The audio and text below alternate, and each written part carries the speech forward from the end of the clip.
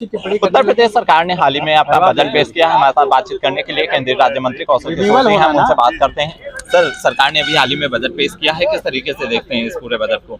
देखिए, केंद्र सरकार ने जो बजट पेश किया आदरणीय प्रधानमंत्री नरेंद्र मोदी जी के नेतृत्व में, माननीय सीतारमण जी ने, वो बजट पूरे देश के जनहितकारी, कल्याणकारी, विकसित भारत, आत्मनिर्भर भारत बनाने का बजट है और मेक इन इंडिया के लिए ऐसा बजट देने का काम मोदी जी की सरकार ने किया है। और आगामी 25 साल का वो विकसित भारत बनाने का है, जो 2047 तक, जब आज़ादी के 100 साल पूरे होंगे, वो अमृत काल का पहला बजट पेश करने का काम आदरणीय प्रधानमंत्री जी ने, मोदी जी ने किया है। ये जन कल्याणकारी बजट है, लोगों के हित की रक्षा करेगा और देश के निर्माण के लिए एक तरीके से बहुत ही अहम भूमिका निभाने का काम ये बजट है। सर, निश्चित तौर पर अभी उत्तर प्रदेश के सदन में लगातार चर्चा हो रही है। इस दौरान वाद और प्रतिवाद की राजनीति भी देखी जा रही है। अखिलेश यादव ने भरे सदन में कहा है कि ये जातिगत जनगणना में कौन कौन लोग साथ में हमारे हैं, तो जातिगत जनगणना की मांग भी लगातार तेज होती हुई दिखाई दे रही है। आप इसको किस तरीके से देखते हैं? देखिए, अखिलेश यादव जी को ये नहीं मालूम कि जाति का मतलब क्या होता है, समझ रहे हैं? एक इंटरव्यू में उन्होंने बोला मैं यादव हूँ, अपने को पिछड़ा नहीं कहा। उनको मालूम नहीं जाति। मैं कह रहा हूँ जातिवार जनगणना हमेशा से होती आ रही है। आपको आप पूछ सकते हो कैसे, कितने प्रतिशत अपर कास्ट हैं, कितने प्रतिशत पिछड़ी जाति के लोग हैं, कितने प्रतिशत एसटी और एसटी समाज के लोग हैं। ये पूरी जनगणना पहले से ही होती आई है। उसी आधार पर लोगों को रिजर्वेशन भी देने का काम किया गया। तो ये जो जातिगत जनगणना की बात कर रहे हैं, वो जातियां क्या हैं, इसके बारे में अखिलेश यादव जी को ज्ञान नहीं है।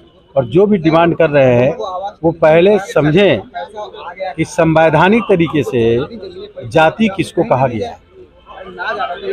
अपर कास्ट, अगड़ी जात, पिछड़ी जात, अनुसूचित जात, अनुसूचित जनजात, ये 4 टाइप की जातियां हैं। और उसकी जो सब कास्ट हैं, वो सब कास्ट हैं, यानी उपजातियां हैं। उपजाति की जनगणना की बात ये लोग नहीं कर रहे हैं, ये जातियों की जनगणना की जो बात कर रहे हैं, जातिवार। तो जातिवार जनगणना हर साल, हर बार होती है जब जनगणना होती है। इसलिए पिछड़े वर्ग के कितने लोग हैं, अनुसूचित जाति, अति पिछड़ा वर्ग यानी अति पिछड़ी जाति के लोग कितने लोग हैं, अनुसूचित जाति के लोग कितने हैं, अनुसूचित जनजाति के लोग कितने और कहाँ कहाँ पाए जाते हैं, अगड़ी जाति की संख्या कितनी। ये तो जब भी सेंसस होता है, जनगणना होती तो होता है। तो उनको डिमांड क्या करनी है, इसको भी पहले जान लेना चाहिए विपक्ष को। मुझे तो बड़ा ताज्जुब होता है कि जब ये लोग पहले बोलते हैं और इस तरह की बात करके लोगों का समर्थन हासिल करने का प्रयास करते हैं, तो उनको यही नहीं पता कि जाति माने क्या होता है और जाति कहते किसको। सपा इसको लेकर के एक संगोष्ठी भी शुरू करने वाली है, तो ऐसे में क्या समाजवादी पार्टी जो मांग कर रही है वो निराधार मांग है समाजवादी पार्टी की, या फिर इसके पीछे समाजवादी पार्टी 2024 का मिशन तलाशने की कोशिश कर रही है और ये पूरी लड़ाई कहीं ना कहीं जातियों पर आधारित करने की कोशिश की जा रही है? देखिए, ये कुछ भी करे कुछ नहीं होने वाला। आर्थिक व्यवस्था लोगों की मजबूत होगी तो वो किसी भी जाति का व्यक्ति है, अगर उसका गरीब है, पैसे से कमजोर है, उसको आवास चाहिए, जो प्रधानमंत्री जी देने का काम कर रहे हैं, मुख्यमंत्री जी देने का काम कर रहे हैं। लोगों को इलाज चाहिए, अगर गरीब है, वो किसी भी जाति का हो। इसकी योजना आयुष्मान भारत में आदरणीय प्रधानमंत्री जी ने और प्रदेश की सरकार ने भी बनाने का काम किया। लोगों को शौचालय चाहिए, उसकी भी योजना बनाने का काम किया। किसान निधि सम्मान जाति आधार पे या धार्मिक आधार पे नहीं, कमजोर तबके का किसान है तो उसको किसान निधि सम्मान मिलने का काम हो रहा है।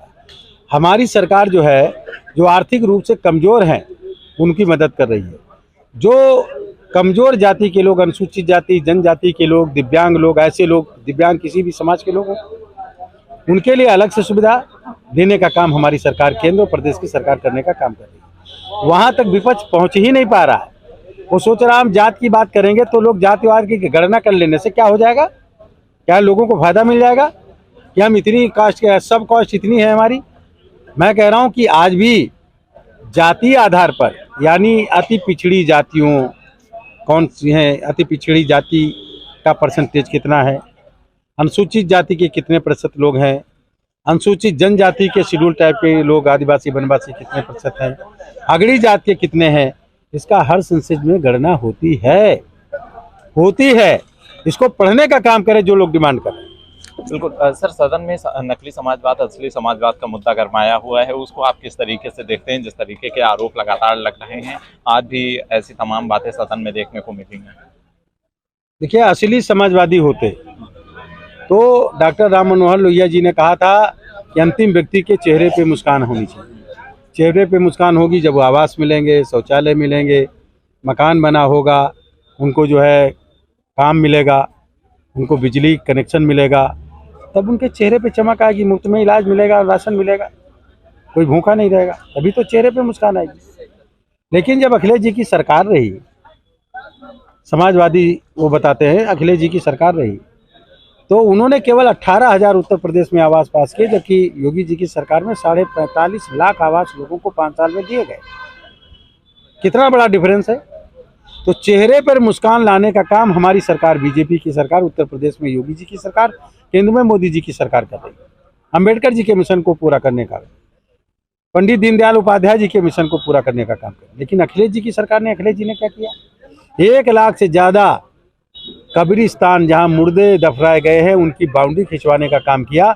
उसमें 4 लाख लोगों को आवास मिल जाते। केवल अगर मुसलमान भाइयों को ही आवास देते तब भी 4 लाख लोगों को आवास मिल जाते। हैंडपाइप लगाया, 1 लाख लोगों को हैंडपाइप मिल जाता, तो 4 कम से कम एक हैंडपाइप से 5 परिवार पानी पीते, तो 5 लाख लोग परिवार उस हैंडपाइप से पानी पीते, तो उनके चेहरे पे मुस्कान आती। ये तो मुर्दों के चेहरे पे मुस्कान लाने का काम कर रहे हैं, जिंदा लोगों के लिए काम नहीं किया, मुर्दा लोगों के लिए काम किया। इसलिए असली समाजवादी विचारधारा जो राम मनोहर लोहिया जी की है, वो वर्तमान समाजवादी पार्टी अखिलेश यादव की पार्टी में नहीं है। ये विचारधारा उनमें नहीं है। इसलिए निश्चित तरीके से मुर्दों के लिए काम करने वाला व्यक्ति वो असली नहीं हो सकता, वो नकली ही हो सकता है। सपा ने रामचरितमानस को लेकर के एकदम से किनारा कर लिया, अब वो बैक ट्रैक पर हैं। रामचरितमानस पर स्वामी प्रसाद मौर्य जिस तरीके से लगातार नए नए बयान दे रहे थे, अखिलेश यादव भी अब उस बयान को लेकर के उन्होंने पूरी तरीके से पार्टी में रोक लगा दी है।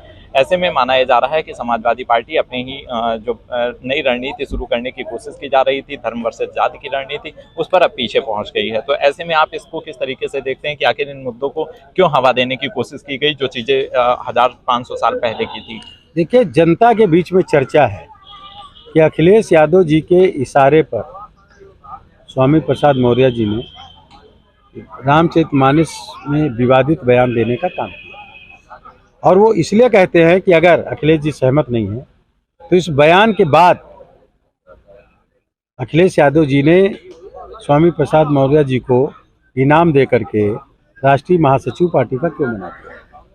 इससे लोगों में इस बात का विश्वास पैदा हो गया है कि अखिलेश यादव जी के इशारे पर ही ये विवादित बयान दे करके धर्म की आस्था पर चोट करने का काम किया है, लोगों को आहत करने का काम किया है।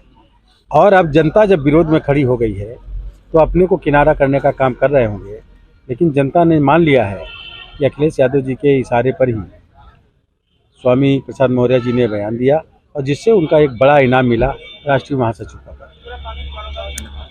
बिल्कुल, तो हमारे साथ बात करने के लिए केंद्रीय राज्य मंत्री कौशल किशोर जी थे, जिन्होंने तमाम आरोपों के जवाब दिए हैं। जिस तरीके की राजनीति हो रही है उस पर भी उन्होंने साफ किया है। साथ ही साथ अखिलेश यादव ने जिस तरीके से रामचरितमानस को लेकर के किनारा किया है, कौशल किशोर का कहना है कि वह समाजवादी पार्टी के इशारे पर ही स्वामी प्रसाद मौर्य लगातार इस तरीके के बयान दे रहे थे, और अब वो खुद बैक ट्रैक पर हैं। जयकृष्णा, PTC न्यूज़, लखनऊ।